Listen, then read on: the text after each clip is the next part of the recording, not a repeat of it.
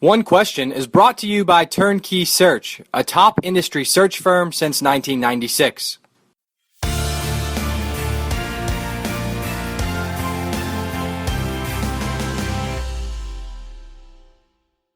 Bernie Olivas has overseen the Sun Bowl for a number of years, been involved with that bowl game since way back in 1983. Bernie, I'm not trying to peg an age on you, but that was before I was born. So a long time there in El Paso, assisting with the growth of the Sun Bowl, and most interestingly, of course, you are in your first year as the chairman of the Football Bowl Association, and that's where we want to spend a lot of time today. And I'd like to ask to start how life within the Football Bowl Association is different for you now as chairman compared to a number of years you've been involved but not been in, the top seat. So what makes life different in that capacity this year? Well, I'll tell you, it makes you a lot more aware of what all the other bowls are doing. And again, this is a 1-year term. We change chairman once a year, and it's elected by it's nominated by the executive committee of the Football Bowl Association, and taken to the membership, which of course consists of 40 bowls plus the championship game. So you get a lot more involved in what everybody is dealing with, and it's made me a lot aware of a lot of things that I wasn't aware of that happened in other bowls. At the same time, I guess the main purpose of the bowl is to make the bowl experience the best it can be for the student athletes and the administrators when they visit our cities to participate in the bowl. So what is everybody else dealing with that may not be native as much so to the Sun Bowl these days? Well, we all go pretty much through the same thing. Of course, the selection process is always the biggest thing that's going on right now is who is everybody getting. Who's everybody getting to play in their games? I know, we're always looking to get the best possible matchup, and so is everybody else. And everybody goes through the same process as to, in the selection order, as to, are you picking second, are you picking third, are they assigning you this bowl? But I think once the teams are announced and once the pairings are set, then everybody goes into the mode of making sure that the visiting schools have get to have the best possible experience at these cities that they're visiting. And I guess part of our, part of what we do is, is share best practices as to what's the best possible thing so that our visitors can leave with a very positive experience. As it pertains specifically to you guys in El Paso and the Sun Bowl, what are a couple of elements that teams that are involved in that game, student athletes who are involved, are going to walk away as really feeling like they had a special experience as part of the Sun Bowl? Well, first of all, just as far as our matchup, as far as locally here, for the Sun Bowl itself, I think we are the only bowl of the 40s that have the Pac-12 versus ACC matchup, which kind of makes us unique. I'm talking for our bowl ourselves, but I think the unique part of El Paso is the fact that we have one of the largest Army bases in the world here at Fort Bliss, and one of the events that we do is that we take the players onto the military base where the commanding general greets both teams, and they get to spend an afternoon with the troops. And of course, most of these soldiers are about the same age as these football players, and they're obviously fighting a totally different type of battle than the football teams do.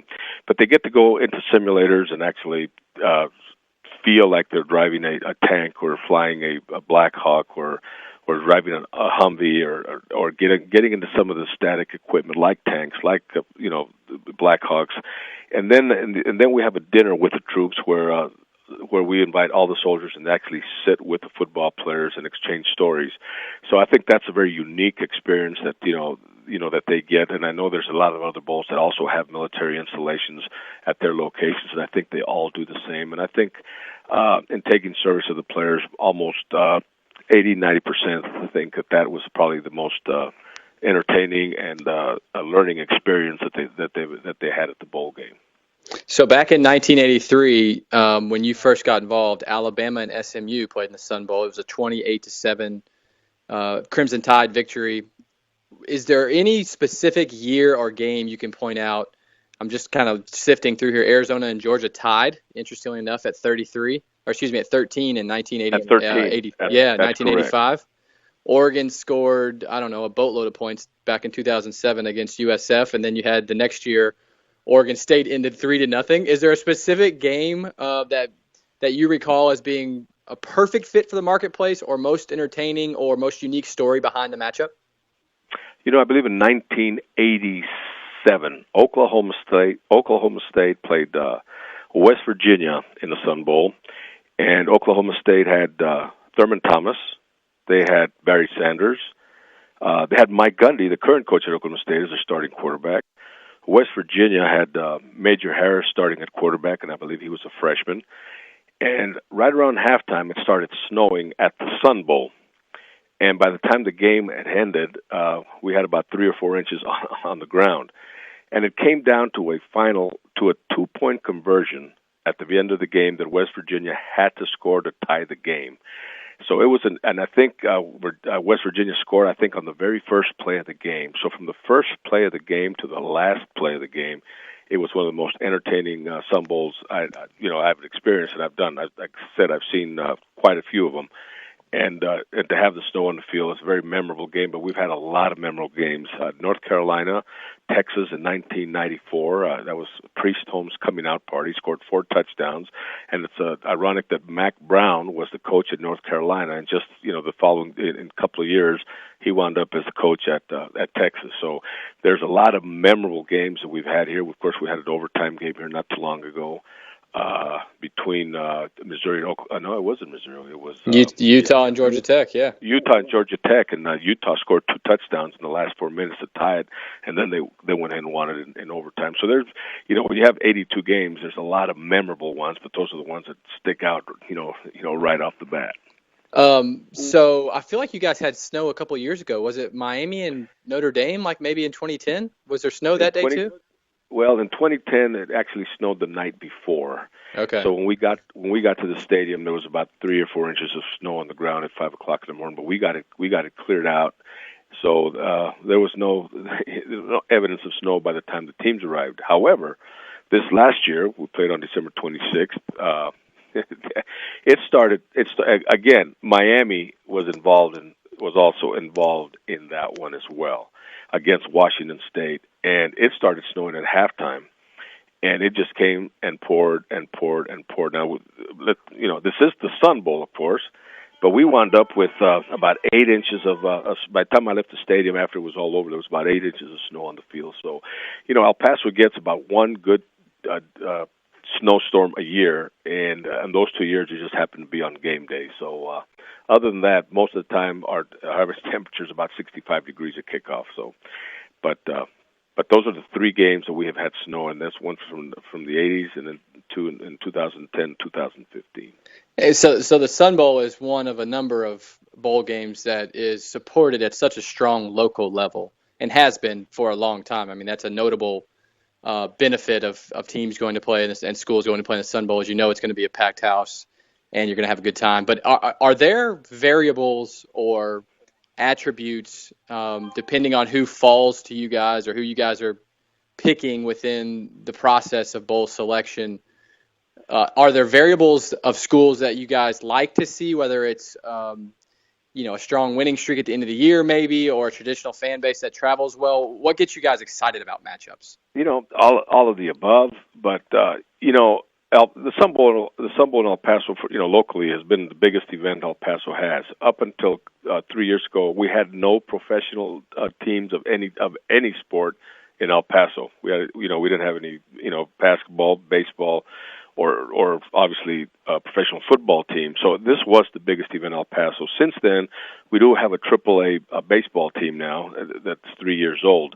But until then, the Sun Bowl was huge.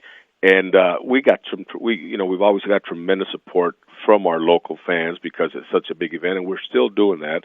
I tell people I think 80% of our tickets are sold locally.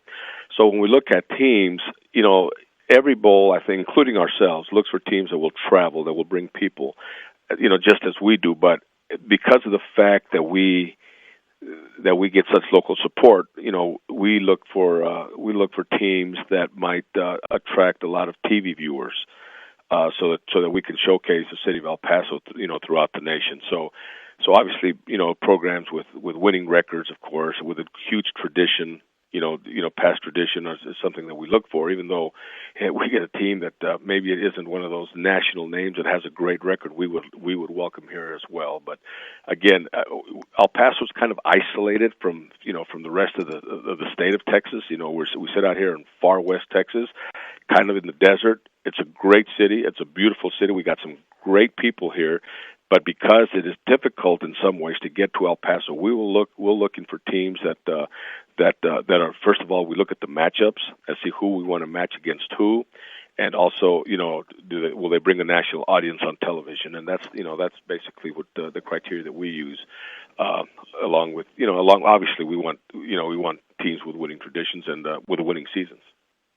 And that's today's One Question, brought to you by Turnkey Search, a top industry search firm since 1996.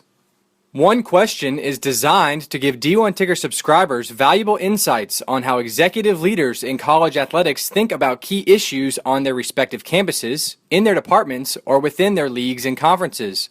One Question is brought to you by Turnkey Search, a top industry search firm since 1996.